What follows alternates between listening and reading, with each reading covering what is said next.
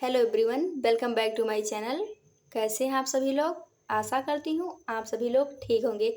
जैसा कि अभी तक हमने बीएड फर्स्ट ईयर के थर्ड पेपर का पार्ट 1 में 12 चैप्टर डिस्कशन कर लिया था।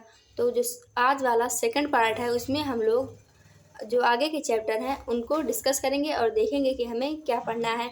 आज थर्ड पेपर का डिस्कशन ख़त्म हो जाएगा। उसके बाद जो आखिरी पेपर बचा है फोर्थ पेपर, तो फोर्थ बुक का चैप्टर डिस्कशन हम लोग कर लेंगे। उसके बाद टॉपिक वाइज एक एक टॉपिक को कवर करेंगे। तो हम लोग देखते हैं कि हमें आगे क्या पढ़ना है। जो हमारा अगला और 13वां चैप्टर है वो है राष्ट्रीय शिक्षा नीति। तो हम लोग देखते हैं हमें राष्ट्रीय शिक्षा नीति में क्या पढ़ना है। राष्ट्रीय शिक्षा नीति मई 1986 में शिक्षा के गुणात्मक सुधार लाने हेतु प्रस्तुत की गई। नवंबर 1986 में इसकी कार्य योजना का कार्यक्रम भी प्रकाशित किया गया। राष्ट्रीय शिक्षा नीति के अंतर्गत ही ऑपरेशन ब्लैक बोर्ड की शुरुआत की गई थी। तो हम लोग देखते हैं जो हमारा अगला चैप्टर है शांति शिक्षा, उसमें हमें क्या पढ़ना है। शांति शिक्षा एक बहुत छोटा ही चैप्टर है। इसमें हमें सिर्फ शांति शिक्षा के उद्देश्य क्या क्या हैं बस यही देखना। तो एक दो उद्देश्य अभी हम लोग जान लेते हैं, उसके बाद फिर जब पढ़ेंगे तब पूरा जानेंगे। जैसे कि पहला उद्देश्य हो जाएगा मानव जीवन में शांति के मूल्यों को समझने तथा उसकी सराहना करने के लिए छात्रों को तत्पर करना। और जो दूसरा मेन उद्देश्य है वो होगा व्यक्ति में शांति प्रिय होने की मनोवृत्ति का विकास करना तथा उसके प्रति सकारात्मक दृष्टिकोण रखना। अब हम लोग देखते हैं अपना अगला चैप्टर स्त्री शिक्षा। स्त्री शिक्षा क्या है?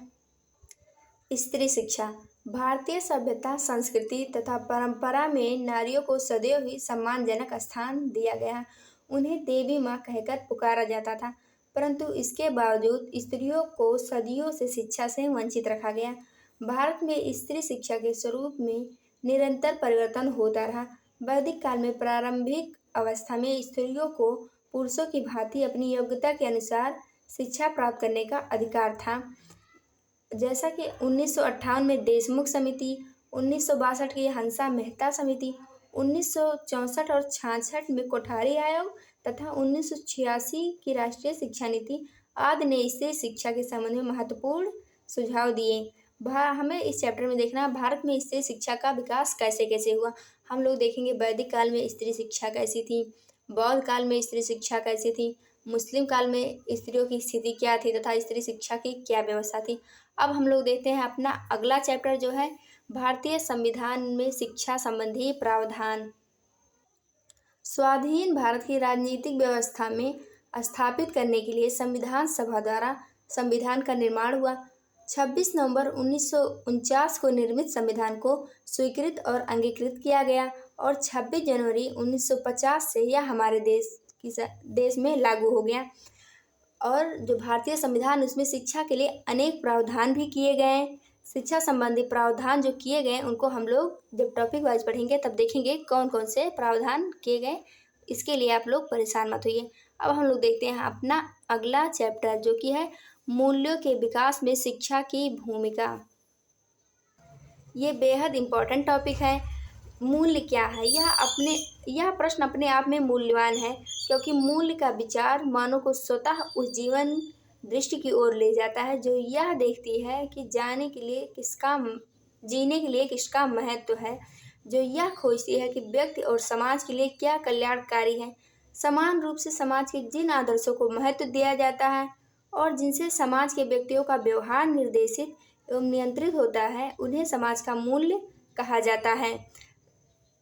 शिक्षा मूल्यों को बढ़ावा देने में क्या योगदान देती है ये सब हम लोग देखेंगे। शिक्षा से हमारे मूल्य कैसे प्रभावित होते हैं। अब हम लोग अपना अगला चैप्टर देखते हैं। हमारा जो अगला और 18वां चैप्टर है वो मध्याह्न भोजन। अब हम लोग देखते हैं इसमें हमें क्या पढ़ना। मिड डे मील अधिक छात्रों के नामांकन और अधिक छात्रों की नियमित उपस्थिति के संबंध में स्कूल भागीदारी पर मध्याह्न भोजन का महत्वपूर्ण प्रभाव पड़ता है। अधिकतर बच्चे खाली पेट स्कूल पहुंचते हैं। जो बच्चे स्कूल आने से पहले भोजन करते हैं उन्हें भी दोपहर तक भूख लग जाती है और वे अपना ध्यान केंद्रित नहीं कर पाते हैं। मध्याह्न भोजन का विकास के रूप में भी कार्य कर सकता है। मध्याह्न भोजन की शुरुआत जब से हुई तब से शिक्षा में भी अत्यधिक सुधार हुआ है। बच्चे स्कूल जाने लगे हैं, उनको जब दोपहर का भोजन प्राप्त हो जाता है तो वो उनका ध्यान भी पढ़ाई की ओर केंद्रित रहता है। अब हम लोग देखते हैं अपना अगला और 19वां चैप्टर है, जो कि है बनस्थली विद्यापीठ। हम लोग देखते हैं इसमें हमें क्या पढ़ना है। अब हम लोग देखते हैं बनस्थली विद्यापीठ क्या है, इसकी स्थापना क्यों की गई। ये मतलब बहुत ही इंपॉर्टेंट चैप्टर है और थोड़ा लंबा भी हो सकता है, तो मैं आपको बता रही हूँ इसमें क्या है। बनस्थली विद्यापीठ राजस्थान के जयपुर से 45 किलोमीटर दूर ग्रामीण अंचल में है। यह राजस्थान में स्थित है। बनस्थली विद्यापीठ की स्थापना 1935 में पंडित हीरालाल शास्त्री ने की थी। बनस्थली विद्यापीठ की स्थापना का संबंध हीरालाल शास्त्री के परिवार की एक दुखद घटना से जुड़ा है। मतलब जो हीरालाल थे उनके ही परिवार की एक दुखद घटना से ये रिलेटेड है। फिर देखते हैं हम लोग आगे। 1934 ईस्वी में जब उनकी पुत्री शांताबाई 12 वर्ष की थी, उसमें लड़कियों को पढ़ाने की इच्छा व्यक्त की और शिक्षालय की स्थापना के लिए उसने अपने हाथों से 500 से 600 कच्ची ईंटें भी तैयार कर ली। ये बहुत बड़ी ही बात है। मतलब एक प्रकार से देखा जा सकता है कि शांताबाई की शिक्षा को लेकर कितनी जागरूक थी। लेकिन शांताबाई रूढ़ावस्था में अप्रैल 1935 में स्वर्ग सिधार गई। इस दुख से पीड़ित होकर हीरालाल शास्त्री ने शांताबाई की स्मृति को बनाए रखने के लिए 1935 में शिक्षा कुटीर की स्थापना की।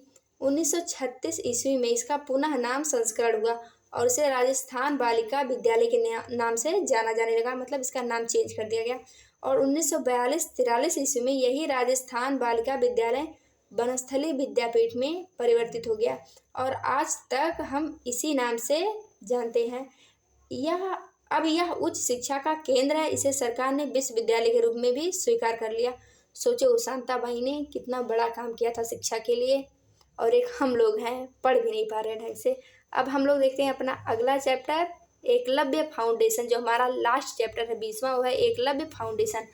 इसमें देखते हैं हम लोगों को क्या करना है, क्या पढ़ना है। एकलव्य फाउंडेशन ये एक छोटा सा चैप्टर है, लेकिन इसको हम लोग देखते हैं कि हमें इसमें क्या पढ़ना है।